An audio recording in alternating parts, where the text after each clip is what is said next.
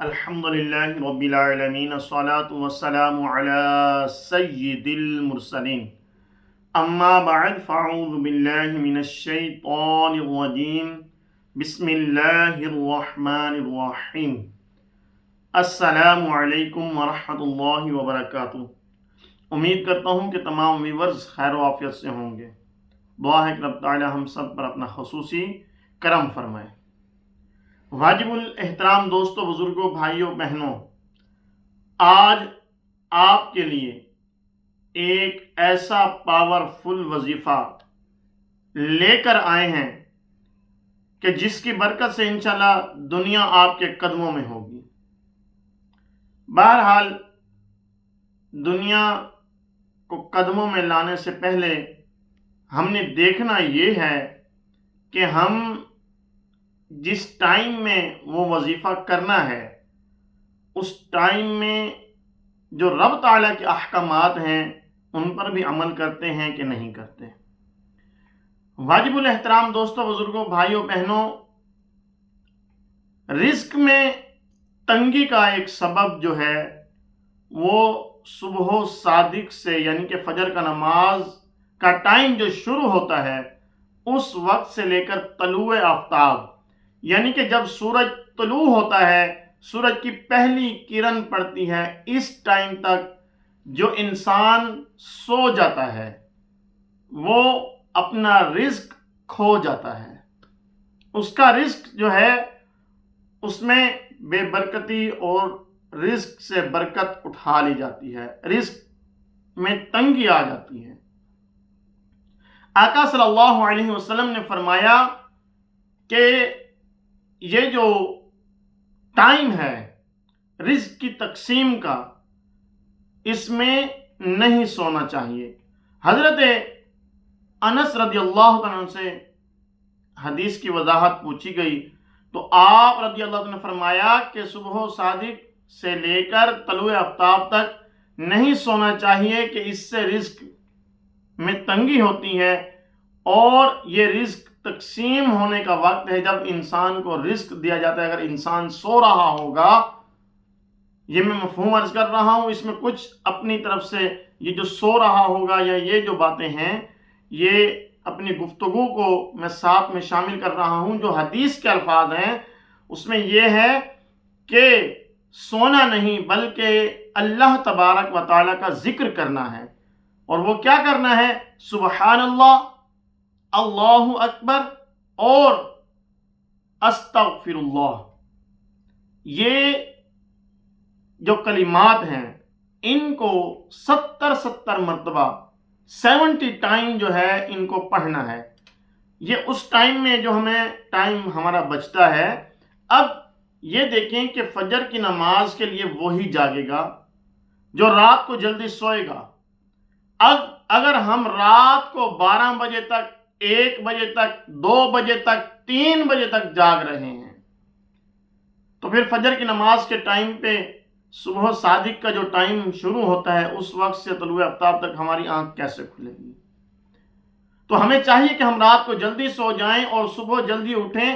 یہ میں اس وظیفے کو جو میں نے پاورفل وظیفہ بتانا ہے اس کو اہتمام کے ساتھ کرنے کے لیے ان چیزوں کی طرف آپ کی توجہ دلوا رہا ہوں۔ تو ویڈیو کو مکمل دیکھنا ہے، سکپ نہیں کرنا۔ ہو سکتا ہے کہ ہماری کوئی بات اگر رہ گئی تو ہم اس وظیفے تک نہ پہنچ سکیں۔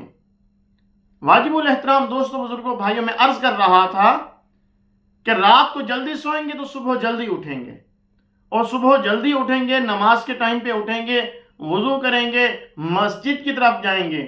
اب مسجد میں جانے سے پہلے بہتر یہ ہے، سنت مبارکہ بھی یہی ہے کہ سنتیں جو ہیں فجر کی جو پہلی 2 سنتیں ہیں، اسی طرح سے باقی جو نمازوں کی سنتیں ہیں وہ بھی ہمیں گھر میں ہی ادا کرنی چاہیے۔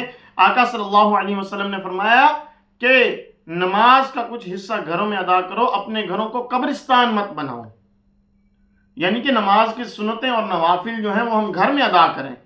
بہرحال صبح کی 2 سنتیں گھر سے پڑھ کر چلیں تو زیادہ بہتر ہے۔ اگر کسی وجہ سے نہیں پڑھ سکتے تو مسجد میں پڑھیں، اور انشاءاللہ جب ہم اپنا یہ معمول بنائیں گے تو جس وظیفے کو ہم نے بتانا ہے، جو وظیفہ ہم نے بتانا ہے، تو اس کو بھی ہم معمول کے ساتھ پڑھنا شروع کر دیں گے۔ تو فجر کی سنتیں گھر سے پڑھیں یا مسجد میں آ کر پڑھیں، مسجد میں جلدی آئیں۔ اب فرائض سے پہلے ہم نے کیا کرنا ہے؟ آئیے ہم اپنے وظیفے کی طرف چلتے ہیں۔ ہم نے فجر سے پہلے، نماز فجر سے پہلے ایسا وظیفہ پڑھنا ہے۔ اب اس سے پہلے ہم قرآن پاک کی تلاوت بھی کر سکتے ہیں، کیونکہ صبح صادق کا ٹائم جو ہے وہ بہت پہلے شروع ہو جاتا ہے۔ کسی مسجد میں کس ٹائم پہ جماعت ہوتی ہے، کسی میں جلدی ہوتی ہے، کسی میں دیر سے ہوتی ہے۔ تو ہمارے پاس یہ جو ٹائم ہے، اس میں ہم قرآن پاک کی تلاوت کریں، قرآن پاک کو پڑھیں، اور اس کے ساتھ ساتھ سورہ یاسین کی تلاوت کریں، اور رات کو عشاء کے ٹائم ہم سو رہے ہیں تو سورۃ ملک کی تلاوت کر کے سوئیں۔ انشاءاللہ اس کی بھی بڑی برکتیں ہمیں ملیں گی، اور قبر میں سورۃ ملک ہماری شفاعت کرے گی اور ہمیں قبر کے عذاب سے بچائے گی۔ بہرحال آئیے ہم اپنے وظیفے کی طرف چلتے ہیں۔ فجر کے فرائض سے پہلے ہم نے 100 مرتبہ یہ تسبیح پڑھنی ہے، معمول کے ساتھ روزانہ پڑھنی ہے، اور اس میں ہم نے ناغہ نہیں کرنا۔ اسی لیے یہ میں نے ساری باتوں کی توجہ دلوائی، رات کو جلدی سونے کی، سورۃ ملک پڑھنے کی اور یہ چیزیں، اور فجر میں جلدی اٹھنے کی یہ توجہ صرف اس لیے دلوائی تاکہ ہمارا یہ جو وظیفہ ہے یہ پراپر اور یہ ڈیلی، اس میں ہمارا کوئی ناغہ نہ ہو، یہ ہم ڈیلی پڑھتے رہیں۔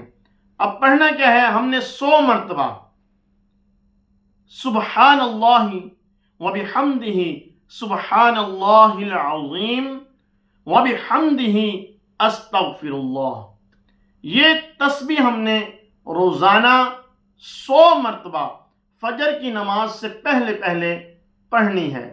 جو شخص یہ عمل کرے گا انشاءاللہ تبارک و تعالی دنیا اس کے قدموں میں ہوگی، رزق اس کا وسیع ہو جائے گا، اور پریشانیاں اس سے دور ہو جائیں گی، اور رب تعالیٰ کا اس پر خاص کرم ہوگا۔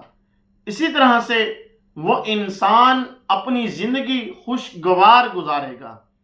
تو آئیے نیت کر لیجئے کہ انشاءاللہ تبارک و تعالی 5 وقت کی با جماعت نمازیں پڑھیں گے، کیونکہ سب سے پاورفل جو وظیفہ ہے، میں نے وہ بتا دیا، وہ وظیفہ پاورفل ہے، لیکن سب سے پاورفل وظیفہ جو ہے وہ نماز ہے۔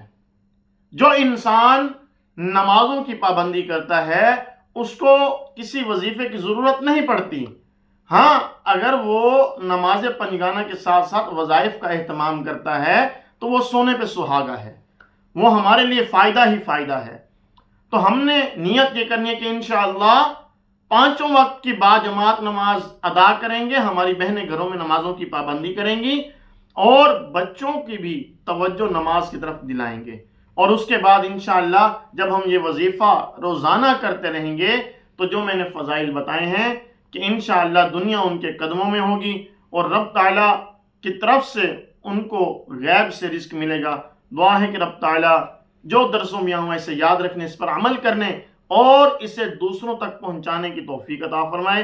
اور دعا ہے کہ رب تعالیٰ ہمارے فلسطین والے مسلمان بھائیوں کی غیب سے مدد فرمائے، مجاہدین کے حوصلے بلند فرمائے، مجاہدین کو فتح سے ہمکنار فرمائے۔ اور دعا ہے کہ رب تعالیٰ ہم سب پر اپنا خصوصی کرم فرمائے، اور رب تعالیٰ کے بعد پاک بارگاہ میں دعا ہے کہ رب تعالیٰ ہمیں اس چینل کو سبسکرائب کرنے کی توفیق عطا فرمائے، اور بیل آئیکن کو پریس کر لیں، اور تاکہ ہماری نیو آنے والی ویڈیوز آپ تک پہنچتی رہیں، اور اس ویڈیو کو زیادہ سے زیادہ شیئر کریں تاکہ اور ہمارے مسلمان بھائی بھی اس سے فائدہ اٹھائیں۔ اگر ہماری وجہ سے ہمارا کوئی اور مسلمان بھائی فائدہ اٹھاتا ہے تو یہ ہمارے لیے دنیا میں بھی اور آخرت میں بھی اجر کا ذریعہ ہے۔ دعا ہے کہ رب تعالیٰ عمل کی توفیق عطا فرمائے۔ السلام علیکم ورحمۃ اللہ وبرکاتہ۔